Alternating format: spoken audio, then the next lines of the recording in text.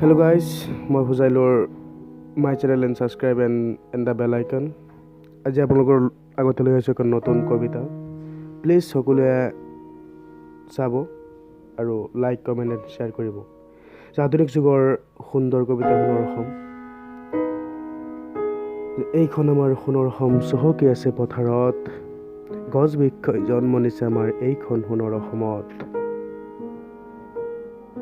নথ নদী খাল বিল আদি সকলোৱে ভৰপূৰ।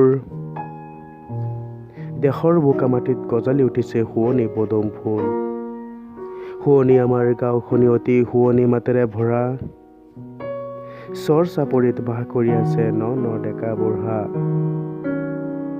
সকলো জাতিয়েই বাস কৰি আছো এইখন সোণৰ অসমত। আগুৱাই গৈ আছো আমি নতুন প্ৰজন্মই। সোণৰ নহয় বনাম আমি মুকুতাই অসমখনেই।